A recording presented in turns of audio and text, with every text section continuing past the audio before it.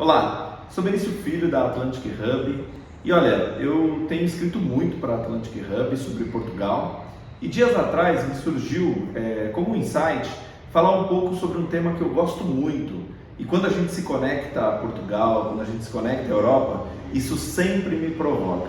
Eu chamo esse tema de ressignificar. Começou até por uma certa brincadeira de falar sobre temas que têm muito mais a ver com a nossa relação de vida, de história, de genealogia com a Europa, do que propriamente construir um conteúdo que te levasse a alguma informação sobre produto ou serviço. Nunca foi essa a ideia. E sobre esse tema, eu comecei a refletir sobre algumas coisas que têm um caráter de nos conectar àquela herança do passado ou mesmo a sabe aquela lembrança afetiva de um alimento que você comeu, de um vinho que você bebeu? Nessa dinâmica de ressignificar Portugal, eu já me debrucei escrevendo sobre receitas que eu aprendi em Portugal, como o nosso famoso bacalhau, sobre os vinhos que dizem muito mais do que apenas um processo de produção a partir de uma uva. O vinho tem a capacidade de armazenar dentro dele toda uma história de quem o produz, da terra que ele tem sua origem e das pessoas que você divide numa mesa.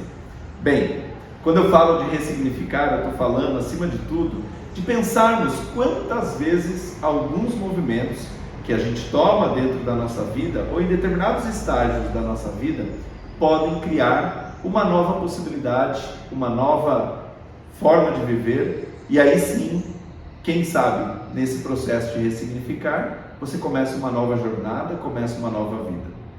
Eu tenho uma dinâmica de pensar que a nossa vida normalmente é feita por ciclos, ou melhor, ela é organizada e regida por ciclos.